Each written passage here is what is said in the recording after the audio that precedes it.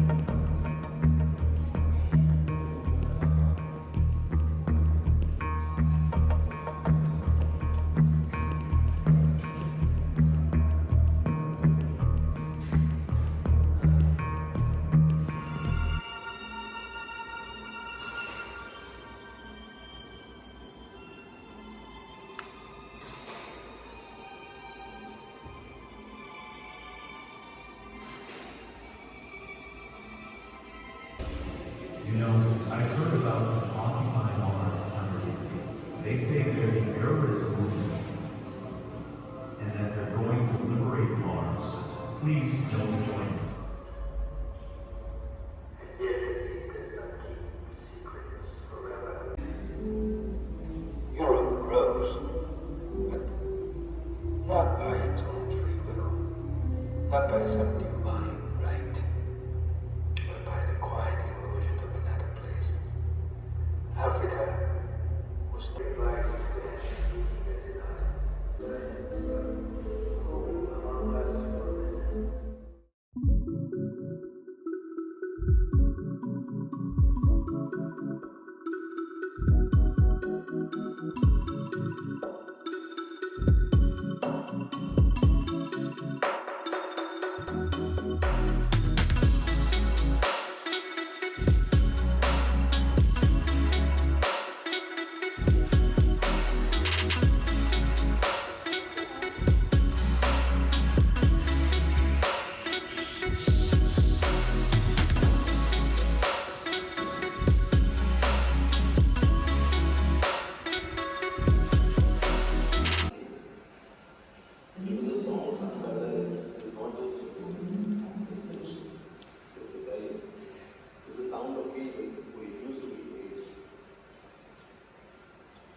From the nails of Berlin, from the winds that fed the sea, the double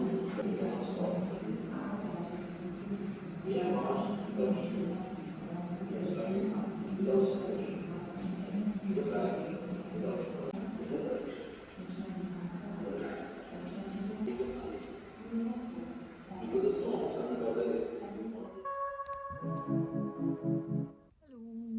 Yesterday I didn't do a recap about the exhibitions because today we're going to the next two places. So I will just do one at the end, I think. But so far it has been interesting. A lot of works are political or criticizing corrupt systems or oppressive systems, which is probably really needed at our times nowadays. So yeah, yesterday we went to Queria, and then we also went to Sophienseele because they are really close to each other, and it was also interesting to learn about the history of Sophienseele a little bit. And today we are going to Lehrter Straße and then to Hamburger Bahnhof, because in Lehrter Straße it once, like, the building had many functions over the year, but it once was also a courthouse and also a prison. And in the courthouse, Kalibknecht was, stuff happened, and then the person also, Kalibknecht, also was in Sophienseele, which I didn't know, so maybe that's why they chose those two locations. But I'm still a little bit exhausted because I just can't sleep so well, or maybe, yeah, I think I slept okay till 8, and this is normally the time I would get up, and then I can't sleep so much anymore. And I'm always waking up, and I wanted to sleep till 10, but I couldn't. And then I thought maybe I could go for a run because I wanted to start jogging again. But I was too lazy and too exhausted, so hopefully in the next days I can manage to pick that up again, because I think it would really help me also mentally and with endurance.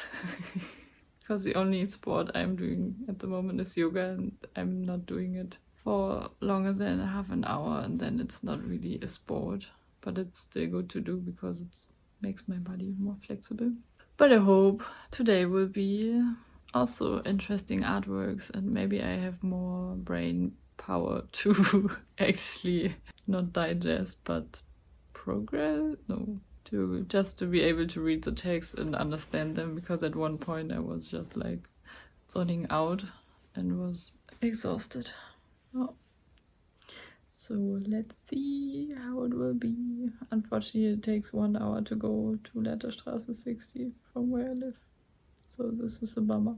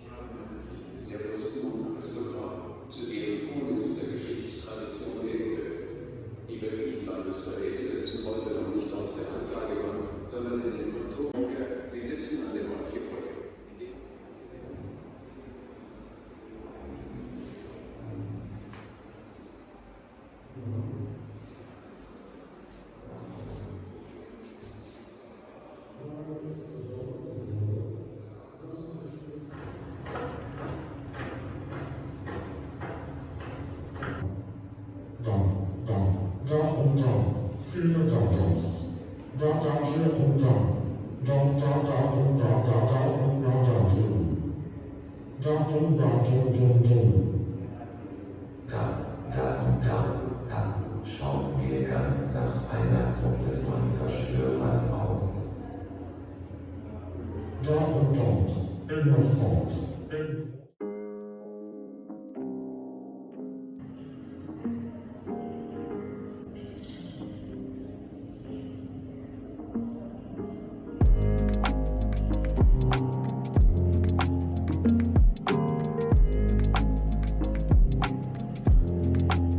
impact assessment has to be done. Thank you. Yeah, it has to be done. Yeah. Because, because of the physical geography of southern Namibia, Right. obviously the whole cultural landscape is mountainous. Mm-hmm. And, the village is the only space human find.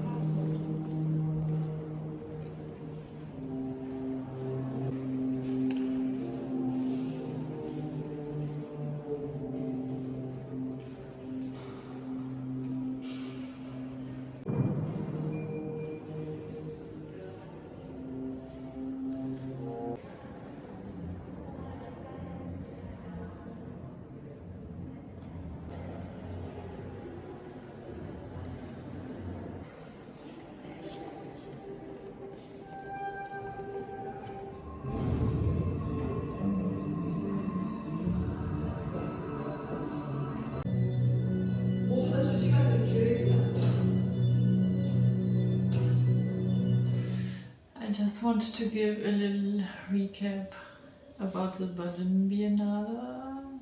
In the beginning, I said that it was founded in the 2000s, but actually it was founded in 1996 in the context of the former Kunstwerke, which is now KW Institute for Contemporary Art. And the first edition took place in 1998, so I was a little bit off with this. And because the context of the KW, I founded it. That's why one of the main exhibition spaces is at KW. And if you don't know what a Biennale is, or Biennale, do you say Biennale? I will say Biennale, it's easier for me because it's German. In the context of art, the term refers to an exhibition of contemporary artworks that takes place every 2 years. That's why it's called Biennale. And it's always curated by different people. This year's main curator is Sasha Kola. And it's already the 13th edition of the Biennale. And she has chosen Valentina Viviani as her assistant curator. And the theme is, it's still run, so you can still go if you want to see it. The theme is Passing the Fugitive On. In German it's Das Flüchtige Weitergeben. In English it's Passing the Fugitive On. And they were inspired by foxes in the Berlin cityscape, but because it's not such an uncommon thing if you live in Berlin that you will encounter a fox one day. And it's always like a fleeting moment with those foxes. Yeah, as I said, like my in-between reflection about it, what is really the strongest suit of this Biennale is that the artworks always, or not always, but a lot of the artworks criticizes corrupt or oppressed systems, and it's also in the curatorial statement they said that they wanted to keep the term artwork as open as possible, which is interesting because in my impression everything can be art. Like one thing you can do is just say it's art, put it in like an institution or in an exhibition space, and then it's art, whether somebody likes it or not. But they specifically said again that they wanted to have a more open understanding of what an artwork is. Maybe because a lot of the artworks are not from a Western country. Because you can see 60 positions from artists from nearly 40 countries, and those are from mainly Southeast Asia. There's like a lot of artworks from Myanmar or Argentina, and maybe that's why they wanted to prepare the Berlin or the Western art scene or art visitors with this statement, because could be that people, I don't know. I think one of the strengths of this year's Berlin Biennale is its successful combination of international artistic positions with references to Berlin's history and present, because sometimes I get the feeling that the location is neglected at biennales or art festival, and that it therefore doesn't really matter where the biennale takes place. Like it feels like because those art biennales are so international that it could just take place anywhere. But here, however, the choices of venues like Sophienseele and the former courthouse on Lehrte Straße has created a link back to Berlin's history. For example, in the Sophienseele, Amul Karapati approaches the history of the Sophienseele in its early years. There was like in the middle of the exhibition space, which was, I think, the smallest. When you entered, you immediately saw a radio which played rousing speeches. And once in a while, it just looks like it's going up in smokes like this. I think it was like artificial fog is coming out of it. And he also made drawings on the walls where Rosa Luxemburg and Karl Liebknecht and the labor movement at the time were connected in those drawings on the wall. So this was really interesting. Unfortunately, I was already, when we reached this exhibition space, it was on the first day after we already went to Hall of Queria, and it was just a little bit much, but we didn't have so much time to go to all the exhibition spaces. So yeah, we had to go there, but my brain wasn't working anymore. But it still was impressive because it, in contrast to the cafe, it was really dark and had a more intimate or also maybe a little bit kind of threatening or enclosed feeling.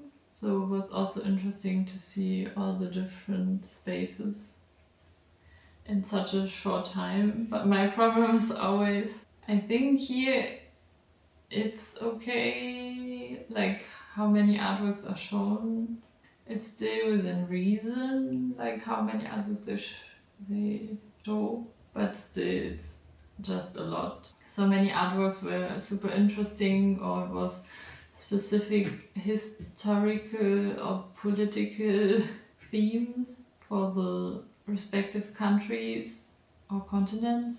So it was actually quite hard just to walk around, because nearly every second artwork I felt like it would be so cool to just be able to dive into it more and know more about the history of the country or the system people lived in at the time or are living in now. For me, that was one, or that's always a good point or starting point. If you feel like the exhibition is so interesting that you want, or the artworks shown are so interesting that you want to learn more about the theme or the country or the situation in the country, because we have so many countries in the world and only so much time to inform yourself about all the political stuff that is going on in the world. So I like it when I get nudged in a certain direction to inform myself, but it's still not easy then to do it afterwards. So you could also buy the catalog, where probably you can see much more, or you would learn much more about all the artworks and the situations.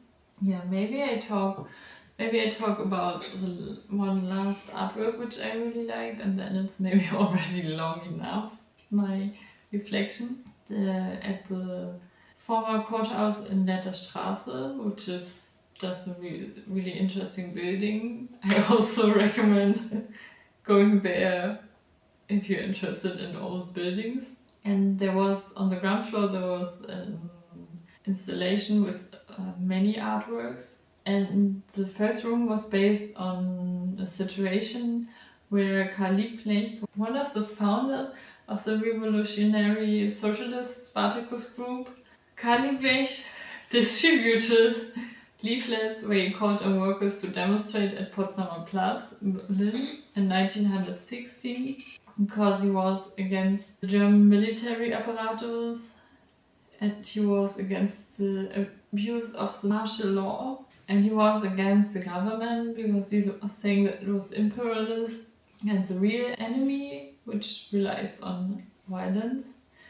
He then was arrested for distributing those leaflets and charged with high treason in 1916, and the trial actually took place in this courthouse at Lehrter Straße. Because everyone was interested in this trial, the public was excluded from the trial itself. And Karl Liebknecht himself mocked the trial as a comedy. So Anna Scalfi Agenta installation is like an update of Karl Liebknecht's appeal to unite all the workers in the world. And in the first room, she put a reprint of those leaflets in red in a room against ventilators, where you can go in as a visitor and then you have to walk against the storm of those leaflets, which didn't work so good actually, which was kind of a bummer, but it was like an interesting installation. It's always nice when you can participate as a visitor. And then she had two more installations, one with video and then one with also small soldier figures, I think, where she recognized the battlefield, like the modern day battlefield, as the modern financial market.